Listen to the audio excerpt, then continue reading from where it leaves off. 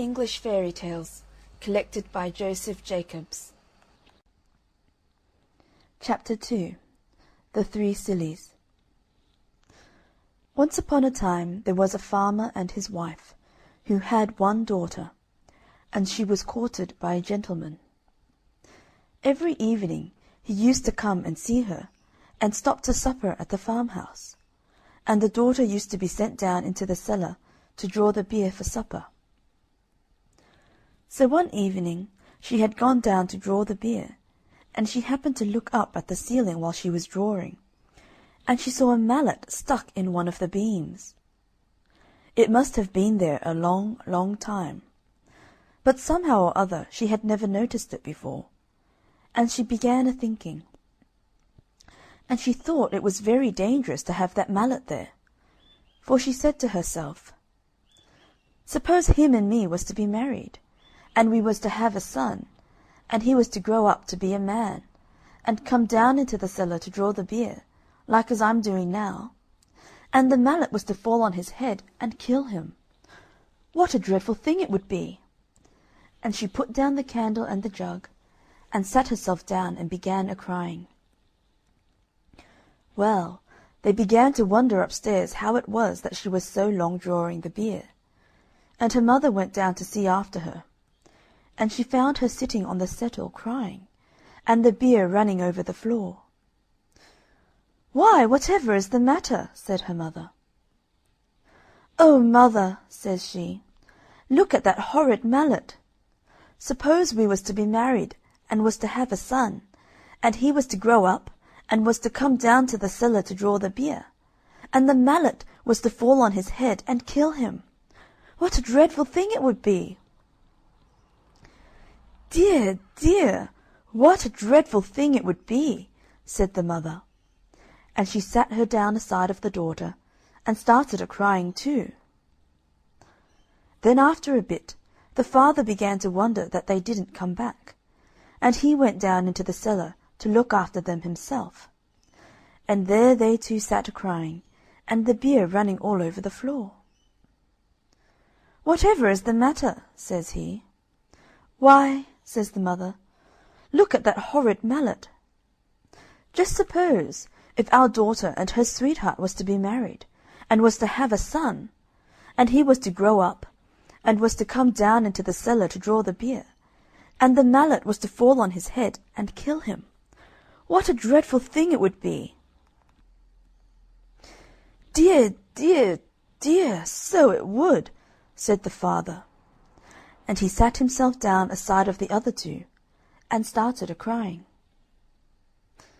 Now the gentleman got tired of stopping up in the kitchen by himself, and at last he went down into the cellar too, to see what they were after.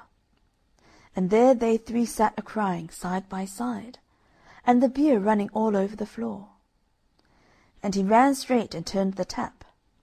Then he said, "Whatever are you three doing, sitting there crying, and letting the beer run all over the floor?" "Oh," says the father, "look at that horrid mallet.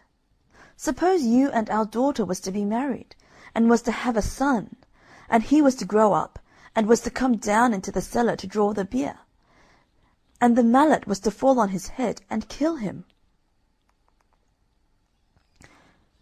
And then they all started a-crying worse than before. But the gentleman burst out a-laughing, and reached up and pulled out the mallet, and then he said, "I've travelled many miles, and I never met three such big sillies as you three before. And now I shall start out on my travels again, and when I can find three bigger sillies than you three, then I'll come back and marry your daughter." So he wished them good-bye, and started off on his travels, and left them all crying because the girl had lost her sweetheart. Well, he set out and he travelled a long way, and at last he came to a woman's cottage that had some grass growing on the roof, and the woman was trying to get her cow to go up a ladder to the grass, and the poor thing durst not go. So the gentleman asked the woman what she was doing. "Why, look ye," she said, "look at all that beautiful grass. I'm going to get the cow on to the roof to eat it." she'll be quite safe, for I shall tie a string round her neck, and pass it down the chimney, and tie it to my wrist as I go about the house, so she can't fall off without my knowing it." "Oh, you poor silly," said the gentleman. "You should cut the grass, and throw it down to the cow." But the woman thought it was easier to get the cow up the ladder than to get the grass down. So she pushed her and coaxed her, and got her up, and tied a string round her neck, and passed it down the chimney, and fastened it to her own wrist. And the gentleman went on his way. But he hadn't gone far when the cow tumbled off the roof, and hung by the string tied round her neck, and it strangled her. And the weight of the cow tied to her wrist pulled the woman up the chimney, and she stuck fast half-way, and was smothered in soot. Well, that was one big silly.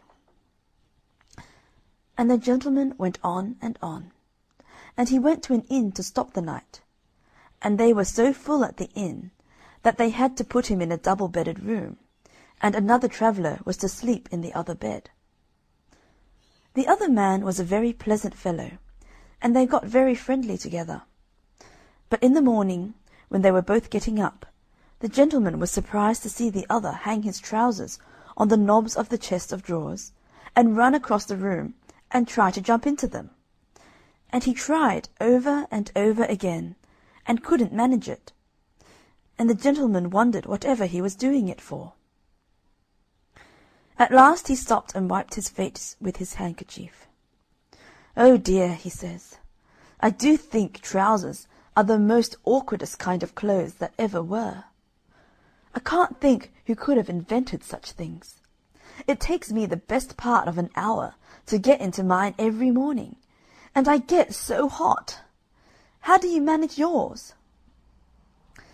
So the gentleman burst out a-laughing, and showed him how to put them on, and he was very much obliged to him, and said he never should have thought of doing it that way.